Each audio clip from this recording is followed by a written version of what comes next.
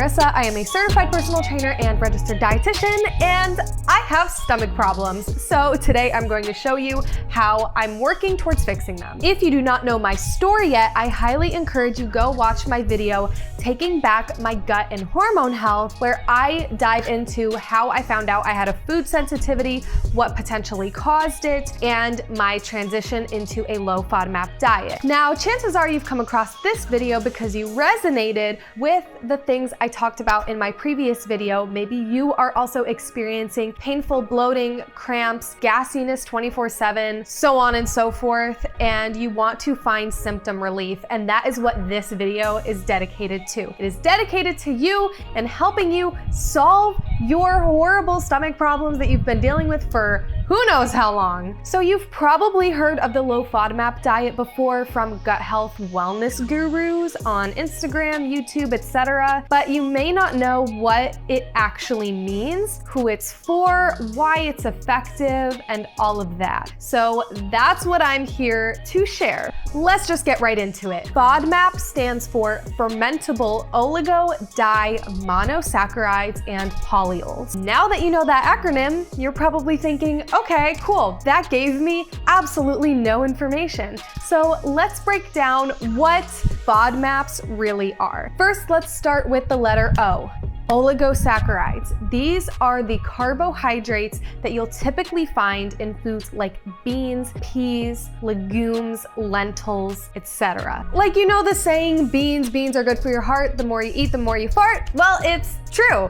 These are fermentable. They like to produce gas in the colon. Now onto the letter D for disaccharides. Really, the only one you have to particularly worry about is lactose. A disaccharide is two simple sugar molecules, in this case glucose and galactose, linked together, and that makes lactose, which is a highly fermentable disaccharide, and that's really the only one that makes up the letter D in the acronym. So you can find those in mainly dairy products, highly in milk and ice cream, all of the really rich and creamy dairy products. You can tell I miss it a little bit. And I mean, pretty much everybody knows someone with a lactose intolerance, so this one isn't much of a surprise. M stands for monosaccharide, and the one you have to worry about is fructose. Fructose can be found in a lot of different things, ranging from fruits to high fructose corn syrup. So you're going to have to watch out for fruits that have a higher fructose content than it does glucose, and those sweeteners that are higher in fructose, like that corn syrup and honey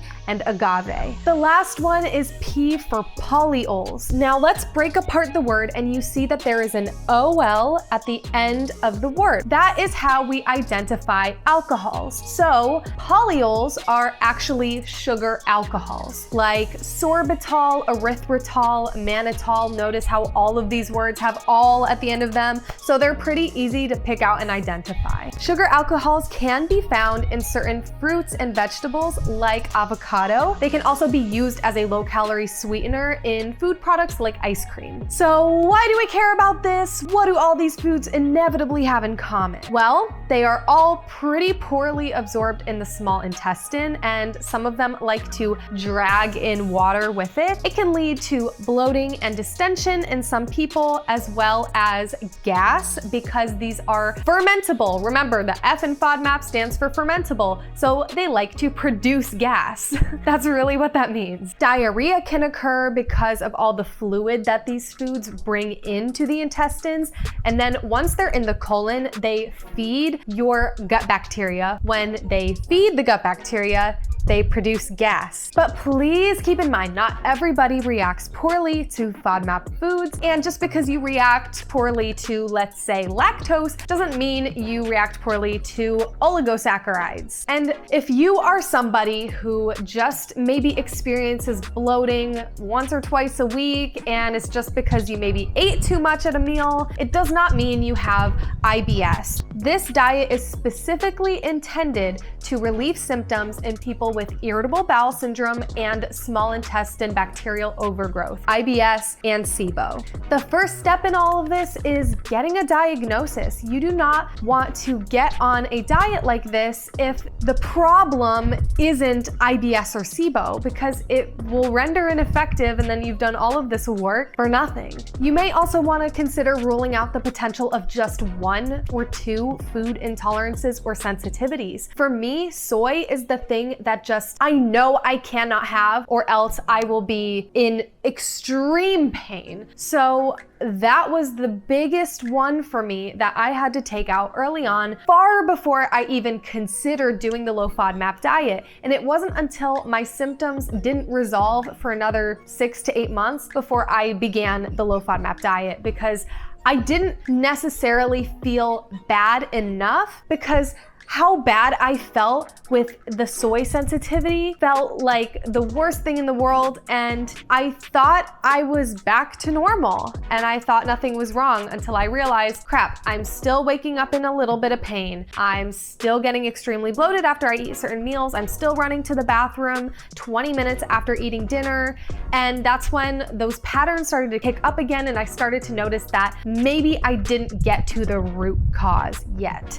So that was my personal decision to go on the low FODMAP diet. Some could argue that I could live with my symptoms, but I don't want to live feeling bad all of the time. I feel like it's just ridiculous to think that it's something that you have to live with. So this is why I am doing it. I am doing it for me, but I'm also doing it for you to help you and show you how I've managed to get through this diet with ease. It wasn't impossible. It was a little bit difficult, but there were so many things that I was able to do and improve upon quickly because of my skills as a dietitian. And I want to just be able to share that with you. So here's what we're going to do. In this video, I am just going to talk about the elimination phase of the diet. There are 3 main phases: elimination, reintroduction, and then trying to go back to normal, basically. It's called the adapted phase, but that's just what comes to mind when I think about it. But we're not going to get into those 2 phases yet. We're just focusing on the elimination phase, which is only supposed to be between 2 to 6 weeks long. You do not want to continue that phase for longer because this diet is so restrictive. You're cutting out a lot of foods, and this can put you at risk for certain nutrient deficiencies. This is not for weight loss. This is not for the occasional bloating. This is for those with IBS or SIBO and want to experience symptom relief and get back to a place where you cannot fear food, have complete freedom, and just have to make a couple tweaks instead of destroying your entire social life. In this elimination phase, you are going to be removing every single high FODMAP food from your diet and making sure that if you're eating a medium or low FODMAP food, you are eating it in the correct portion sizes to where it doesn't become a high FODMAP food, which you'll hear me talk about in week 1 or 2 when I realized that serving sizes played a huge role in making this work. I apologize in advance. I ramble throughout this entire thing because it's more of like a vlog style video, but I promise if you watch through everything, you will pick up some great tips that can help you do this with so much more ease and so much less stress. Let's get into it. So today is the first day, not that I'm doing the low FODMAP diet, but I am preparing for it because it's not something you can just, oh, I'm gonna do the low FODMAP diet now. It takes a lot of preparation, planning your meals, what you're gonna be able to actually eat and what you can't eat. First off, my biggest tip with this is focusing on what you can eat as opposed to what you can't, because that will help you curate your grocery shopping list much easier and also not make you feel too bad. A perfect example is I love Brussels sprouts, but I hadn't had them for a very long time. I just decided one week to buy them at Sam's Club, and then, I made it in a dish a couple times, and then I noticed how terribly it was killing my stomach. Now, I miss Brussels sprouts even though I didn't really eat them that often. It wasn't like chocolate, for example, something that, is a part of my weeks consistently. It was just something, but now that I know I can't have it, it makes me want it that much more. And I know that's gonna happen if I solely focus on those foods that I have to cut out. So the first step, just personally, this is what I do, and this is what I recommend you try as well. Go online, find a list of the low FODMAP foods and write them down, sort them into categories of fruits, veggies, grains, proteins. Luckily, almost all proteins, at least animal-based proteins, are low FODMAP, so that was really helpful. Sweeteners and all of those, just curate a list. And then when you're about to go grocery shopping, pick out different foods from each category that you know you can make an easy dish with, or look up low FODMAP recipes, get inspiration that way on some new things that you can try and make at home. Or if you're really simple and you really like structure, just knowing, okay, I can eat quinoa, I can eat green beans, spinach, I can eat fish with just regular herbs like oregano and thyme on it, then I can structure a meal pretty easily with that. That's kind of what I did when I just went to the grocery store. I made a list, of course, not every single low FODMAP food, because I'm not gonna be able to use all of that stuff in a week. So I picked out really my favorites, the things that I'm really familiar with making, like bell peppers. I've always used bell peppers in so many different dishes, so that was an easy one for me. Of course, I'm gonna get bell peppers because I normally get them anyways. Just structure it out and make a list and make a plan. You have to make a plan before you go to the grocery store. You should, whether or not you're doing the low FODMAP diet, but this is really important. All right, so it is day one, morning one of the low FODMAP diet. I'm sorry I look kind of crazy right now. It's 11 a.m., but I just managed to get my day started. Needless to say, I had a crazy weekend. What I'm gonna do is put together my breakfast. I had to go out and find dairy-free yogurt. So I got this Forager cashew milk yogurt, which I've never tried cashew milk yogurt before. I'm really hoping it tastes good because I need something like this for my breakfast. I'm just a little depressed because it's only 3 grams of protein. So already starting off with a little less protein than what I normally would, but this is about experimentation. I am going to try to find ways to incorporate more protein into my breakfasts and snacks. I tried to find lactose-free yogurt when I went to the store, but they didn't have any. So this was my best bet. I am also going to top it with raspberries because that is a go-to of mine always, and it's low FODMAP. I'm gonna top it with cow nibs, and since I can't do honey anymore, a good alternative is maple syrup, so I will be doing that as well. My chia seeds I'll be adding. I'll probably add extra because on this diet I am going to be lacking a bit of fiber, and for this breakfast I'll be lacking a bit of protein too. And 3 tablespoons of chia is 11 grams of fiber and 5 grams of protein, so that's going to be really helpful for me along this journey. Now, the thing I was most bummed out about today is I have left some of this Purely Elizabeth chocolate sea salt granola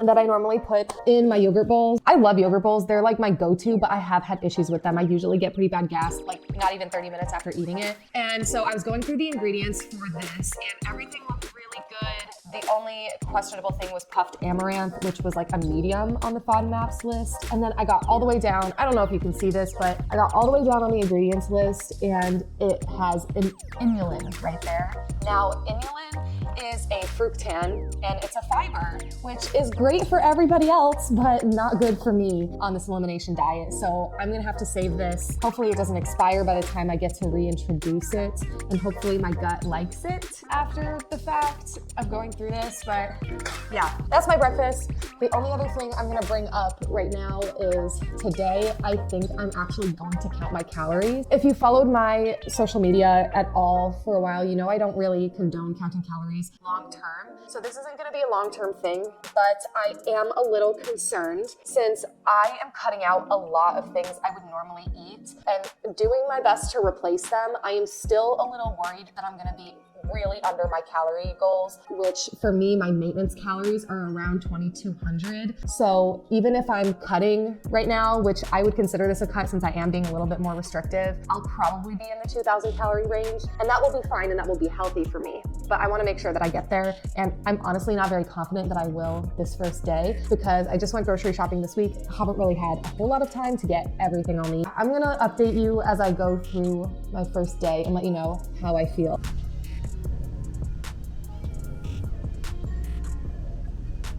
I'm so dumb. Oh my gosh. I'm so sorry. I am so sorry.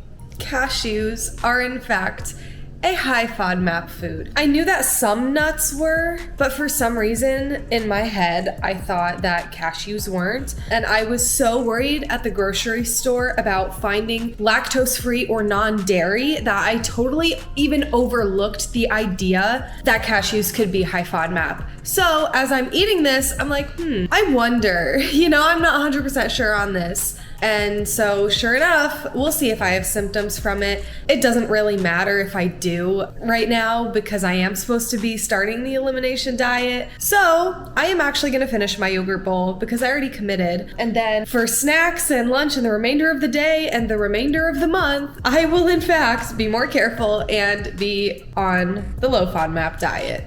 So it is now Wednesday. Monday didn't really go as planned. I did end up tracking my calories and I got to around 2,100, which is way better than I thought I was going to do for a low FODMAP day. There were just two exceptions, the cashew milk incident in the morning, and then I had a little bit of my cashew milk ice cream left. I didn't want to throw it away. I wanted to eat it. And I was tracking my calories. I'm like, I would like to have eaten a little bit more today, but it just didn't work out. So I'm gonna get the rest of my calories from this cashew milk yogurt, or ice cream rather. And that's what I did. But guess what? I actually woke up gassy and bloated the next morning. So maybe one of my big problem foods is cashews. So I'm already learning a lot from this. Yesterday went a lot better. I stuck 100% with the low FODMAPs. I even went out to lunch with my friend and I was able to get a salad from a local place. So it wasn't a big chain restaurant. I already know those are usually gonna be out of the picture.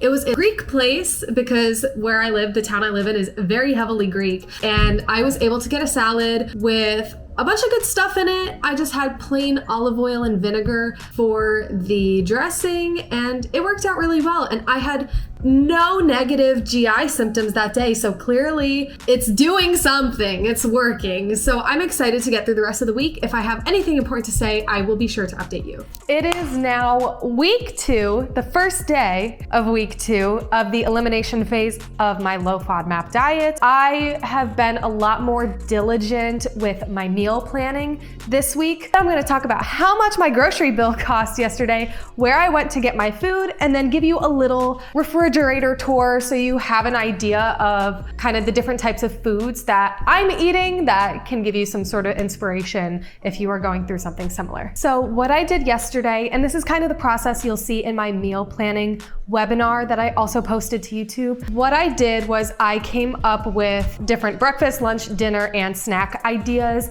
just from browsing the internet. I use Yummly.com, not sponsored by the way. It's free. I will go on there and all I typed in was like low FODMAP dinner and a bunch of different options came up. So then I was able to actually read the directions, see the ingredients, see, okay, am I gonna have to buy a bunch of new things or just a couple things and use what I already have at home? So then I made an entire grocery list and went off one by one to 3 different stores. I know it sounds like a pain in the butt, but one of the stores just so happened to be Thrive Market. So I got a lot of stuff online. I didn't even have to go anywhere. The other store just happened to be like a 2-minute walk from my house. So that was really low maintenance as well. So it really wasn't that that much effort. I think in total, it took me a good 3 hours to meal plan, make my grocery list, and go shopping at all 3 places. Does seem like a lot if you're not used to doing something like that, but for my breakfast options this week,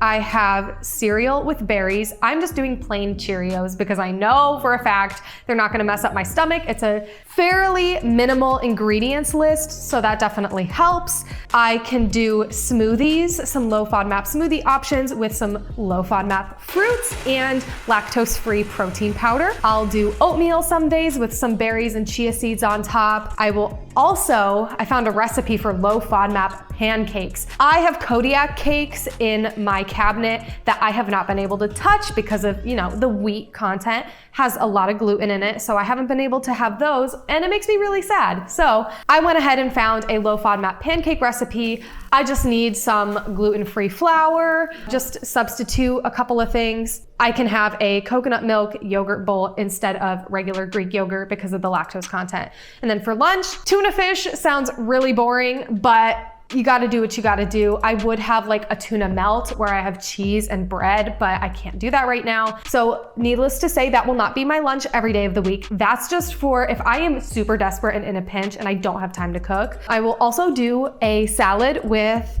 olive oil and vinegar dressing and a gluten-free pasta dish with shrimp that I actually came up with on the spot a couple of days ago that was really good and didn't mess my stomach up at all.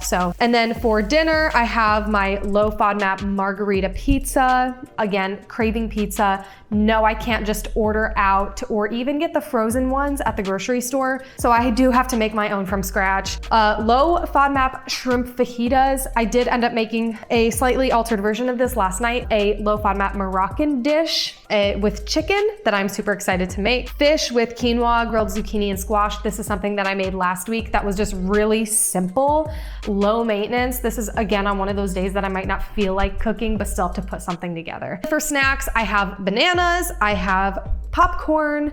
I actually bought popcorners, some of the flavors I can have. Again, cereal if I have to, and beef jerky. I can have some types of beef jerky, so I was excited about that. So as far as my grocery shopping went and how much I spent, because I think it's important to talk about, realistically, how much is this gonna cost you to do? I went to Sam's Club, which is for bulk shopping. You get really large quantities of things.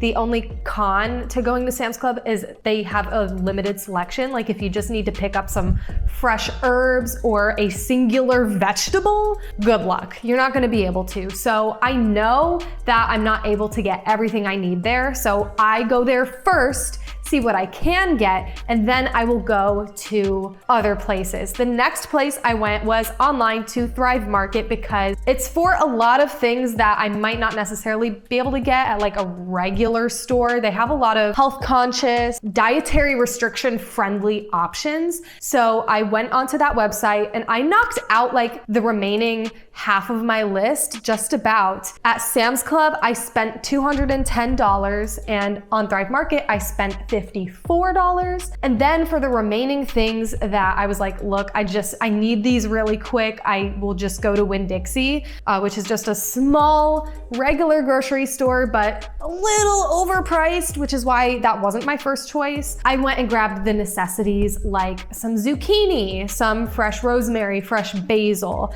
because I am currently growing herbs, but they're gonna take a very long time to sprout and be able to harvest. So that's my go-to for now. And I spent around $50 there as well.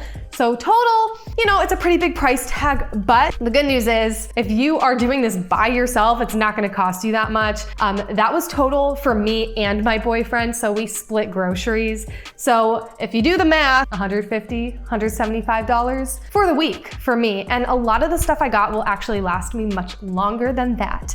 So I'm pretty happy about it. People say all the time that healthy eating is really expensive, but if you think about, I'm not gonna be going out to eat anywhere for the next few weeks, and that alone is going to play a huge part in how much I'm actually spending on food, because when we break it down month to month, I might be spending more on different, like gluten-free pasta is obviously gonna be more expensive than regular pasta for now, but it's short term, and it would probably end up being around the same as if I was eating a regular diet, but going going out to eat a few times a week. Here is my fridge. The beers are not mine, they are my boyfriend's, so just disregard those. This is a great low lactose cheese for you to add flavor to a lot of your dishes, especially the Italian dishes. It's called Pecorino Romano. It's similar to Parmesan, but not the same. I think it's a lot better. I like the taste a lot more. Of course, I got this giant one at Sam's Club. It's a great option. So if you are looking for more flavor and something to satisfy your dairy cravings, this is a great option.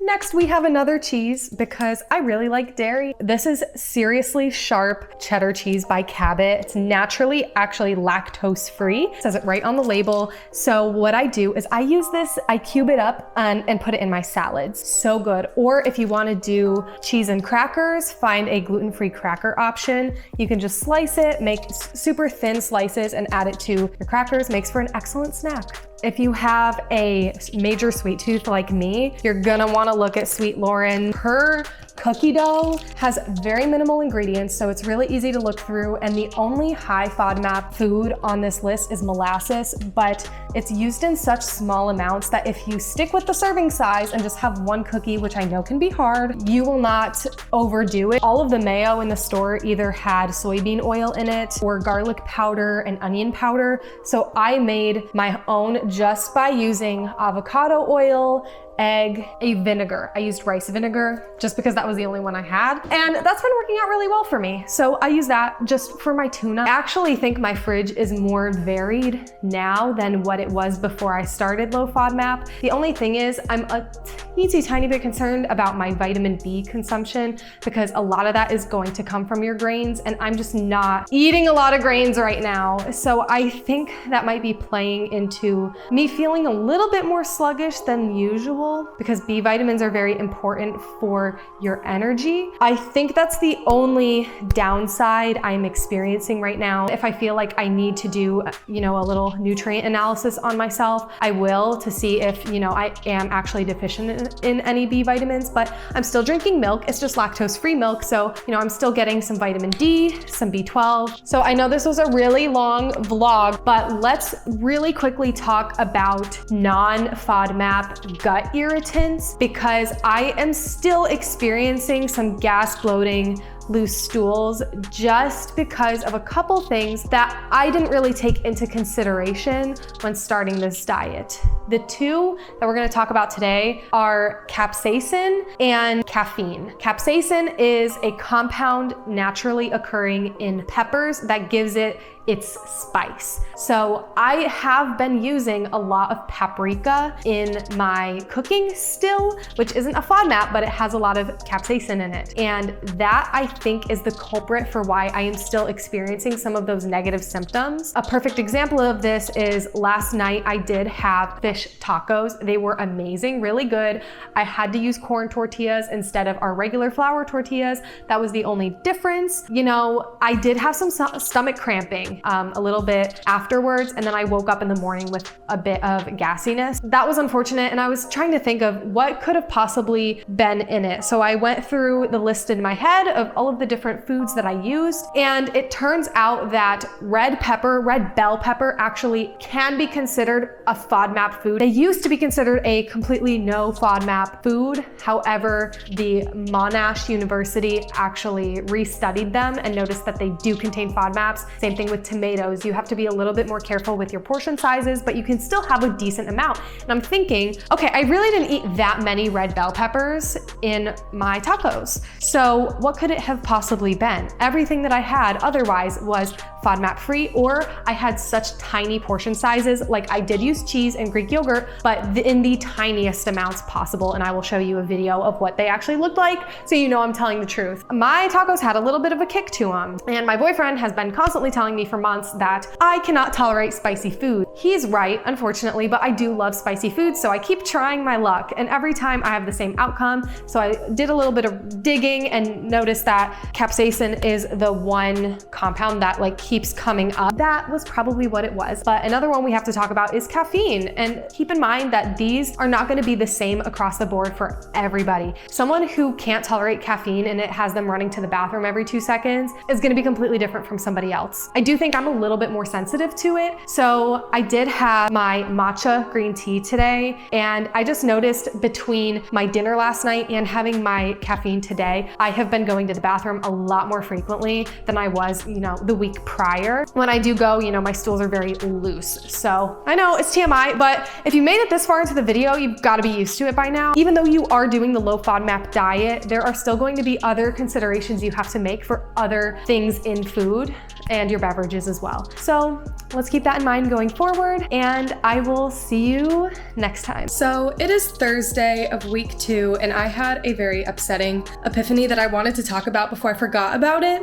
Last week when I made Rasta pasta, which contained gluten-free pasta, bell peppers, canned tomatoes, some spices like paprika, and a couple other high spice, spicy spices. I ate it on 2 separate occasions. The first time I ate it, I had a really big portion and it went right through me. 5-10 minutes max in my stomach, which was really unfortunate and upsetting because I'm like, I only made this with low FODMAP foods, so what could be the problem? And then the next day, I'm like, you know what? I am not accepting defeat from this meal. It's one of my favorites.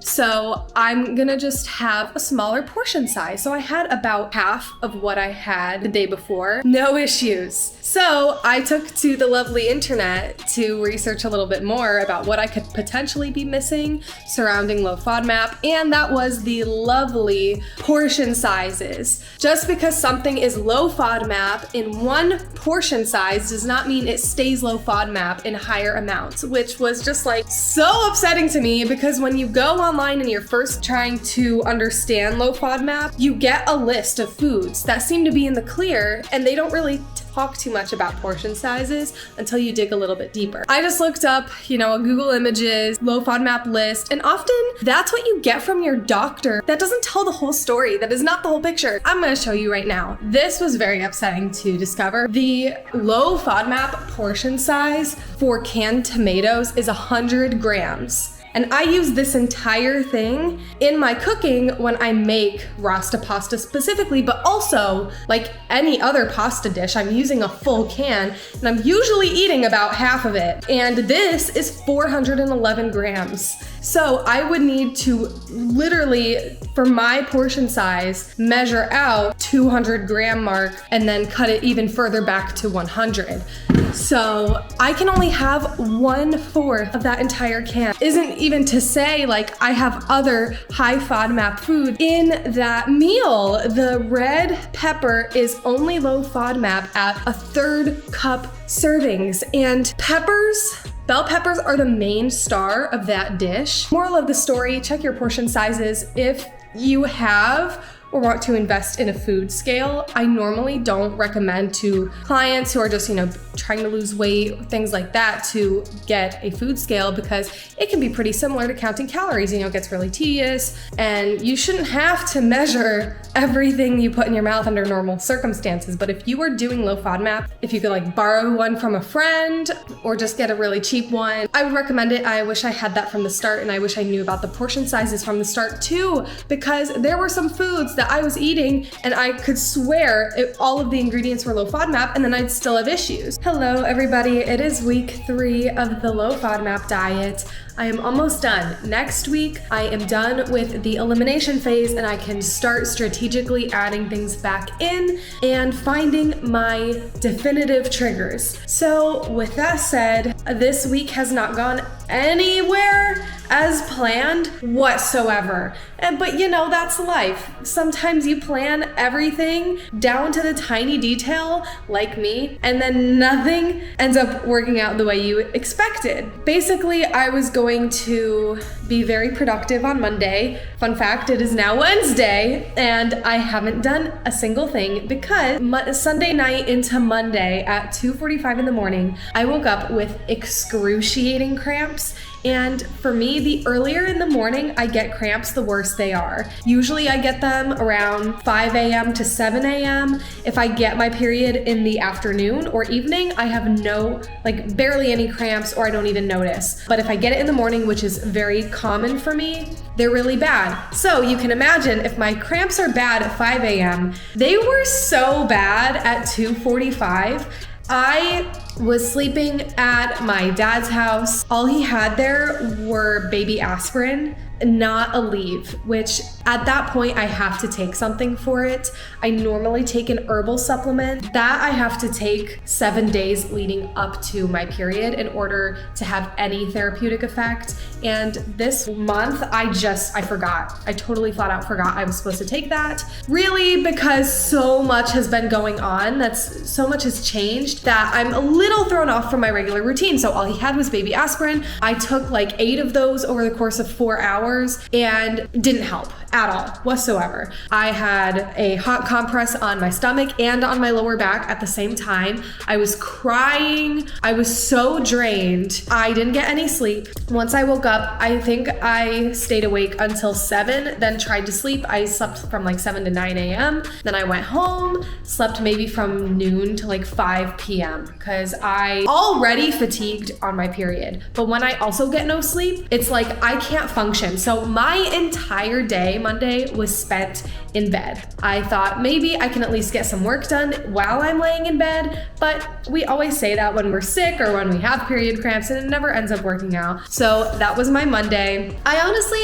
thought that maybe my period wouldn't be as bad because of the low FODMAP diet, since I am eliminating a lot of those potential trigger foods, because my gut health would be improving. That would also play a part in my hormone health, and it would result in lighter periods. But so far I have not seen that result. In fact, this period was so bad. I haven't had a period like this in years, like before I even got on birth control. So that was Monday. Then Tuesday, I ended up getting a gig out in Tampa working as a stand-in for the NHL awards. Random, I know. My friend hooked me up with that. And so I needed to make sure I was on top of my game that day because I would be out all day and can't deal with period cramps. Luckily, that was a really light second day. I think my body was like, you know what? We've put her through enough for the past 24 hours. Let's give her a break on her second day of her period. So I had no cramps. I didn't have to take anything, which was really good. But I was out again all day. What I did do though was I packed my lunch, because I knew, I was at Armature Works. There were a lot of,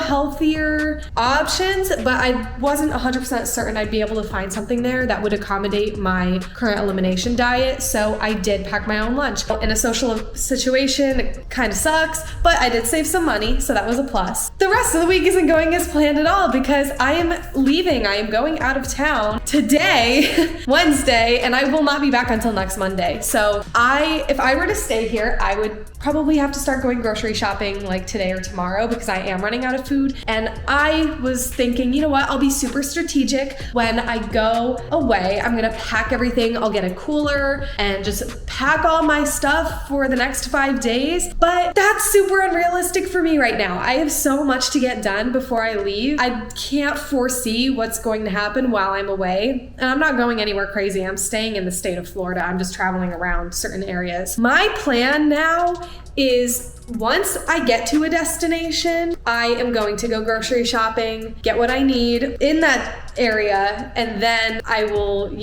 work with what I have there. So I'm going to go grocery shopping once I get there. Of course, I will pack snacks for the road and all of that good stuff, but I think for right now, it's more realistic for me to do that than try and plan everything ahead of time, because as I've seen this week, nothing has gone right. Things have worked out, but you know what I mean. Nothing has gone as planned. So sometimes you just gotta roll with the punches, even when you're on a strict diet like this. So far, there hasn't been a moment where I've purposefully cheated or had to go against it because I really had no other choice. I've been really good. Even when I do go out to eat, I go to a place where I know they're accommodating. So that's what I've done so far. So I'm sure if you're thinking about doing this diet, if you do have IBS or SIBO, you're probably not going to be at home all day, every day, cooking yourself every single meal, but that's okay. There are still ways to accommodate and still ways to figure things out. And that is what I'm here to show you, a realistic way to do this, because a lot of different diets can be glamorized on social media and you really only see a highlight reel, but I am showing you the raw footage. This is just me going off the cuff every day, explaining how weird my life is and how I'm able to still work on my gut health despite all of this. Hello, I left for an entire week. I went from where I live in like the Clearwater, Tampa Bay area of Florida, all the way to the middle of nowhere in Ocala, Florida, and then to visit some friends in Tallahassee, Florida. And I did that all within the span of a week. So my like grocery shopping, low FODMAP diet went up in the air, and I couldn't really plan too much because I didn't know anything. It was just a very spontaneous trip. So what I told you in the previous video is I decided to go grocery shopping at each place because not everybody is gonna want to eat low FODMAP when you're eating low FODMAP. First house we visited, got there super late at night, so I got to have what everyone else was having, just very restricted. I got one beef patty and one potato, and that was my dinner, and it was pretty sad, but you know, this is the name of the game, I guess, when I don't plan ahead. Now, after that, the next morning I did go grocery shopping, but the closest grocery store was Winn-Dixie. Winn-Dixie's expensive, so I had to just do it anyway. That's pretty much how it went. I would go to the grocery store, run out of food, go back to the grocery store, and I did that probably 4 or 5 times the entire time I was gone. Is not very efficient or cost effective, and I'm gonna show you why. I kept all the receipts. So I'm gonna add this up and then tell you how much I spent on food. Keep in mind, I did not eat out at all during this trip. So that may have saved me money a little bit, but I really have no idea because I felt like I was breaking my wallet every time I went to the grocery store, especially with inflation right now. Things are just so expensive. The only time, there was one exception, the only time I went out to eat, it was Waffle House. I went against my will, just kidding. I was very curious. I had never been to a Waffle House. I could only get a side of bacon. So that was like $3.75. I got the bacon and it was crunchy as hell. Like the crunchiest bacon you could ever see in your life. Like it was brittle. I felt like I was biting into solid brick. The waitress was nice enough to give me another side of bacon free of charge, so I got double bacon. Anyways, I'm gonna add these up and let you know what my total was. I counted what I bought today at the grocery store and on Thrive Market because from today, it has officially been a full week. So this is what I spent on food for myself mostly, $233.27. That sounds really bad, but let me just play devil's advocate here. And let's say I went out to eat 3 times a day for 7 days. Usually when you go out to eat, if you go to like a nice dinner place versus a convenience place, it's gonna totally vary. Would say the average normally is around $10, but for inflation's sake, I'm going to add $2 to that. So let's say hypothetically, 3 times 12, $36 a day times 7, $252. So I probably would have ended up spending around the same if I did go out to eat, but let me tell you a little bit about how I felt this trip, because that's important. The entire trip, I slept like a baby. I had so much energy. I didn't need caffeine. I had a couple, I wouldn't say full-blown flare-ups here and there. The only time where I was like, wow, I have really bad gas was when I got sushi from Publix. It was only nigiri. It had white rice and the fish on top, the sushi on top. I don't know what caused that. Maybe there was some cross-contamination and I got a bit of soy in my system because yesterday my dad brought me sushi, same thing, nigiri, for lunch yesterday and I had no problems. And he got that from Sprouts, which is like a health food store. So I don't know what that meant, but that was really the only instance where I had real problems. I still woke up a little bit bloated and gassy on a couple days, but that could have just been because I wasn't being as careful as I was the prior 3 weeks. So I may have eaten something that is usually low FODMAP, but in higher amounts, making it high FODMAP, which we've learned in previous weeks that is very easy to do. Other than that, I didn't have caffeine the entire trip. I felt really great, energy through the roof, not really any bad GI symptoms that I would have experienced if I just said, screw this diet and went out to eat with my friends. The people we were staying with were super accommodating. We didn't end up going out to eat at all, besides Waffle House for that matter. So it wasn't really difficult for me because everyone was eating at home and chilling anyways. So that worked out very, very well. So I am okay with spending a little extra time at the grocery store than usual because overall I felt very good during this trip. And today just so happens to be June 29th. It has almost been a full month on the low FODMAP diet. It has been a full 4 weeks. I am done with the elimination phase as of now. And so this YouTube video isn't 2 hours long. I am going to make a separate video just going over the reintroduction phase. Now what we have to do is start reintroducing the FODMAPs. I will get into all of that in the next video. Trust me, it is a lot. I hope you got value out of this one. I am so sorry I didn't deliver on as many low FODMAP recipes. It's truly because I wasn't as confident that every single thing that I was eating was entirely low FODMAP. So I didn't want to make a recipe and then have to retract and say, oh, sorry, I used too much of this food, so it's technically not low FODMAP. And without further ado, I will see you in the next video. I hope you have an amazing rest of your day, week, night, whenever you are watching this, and I will see you later.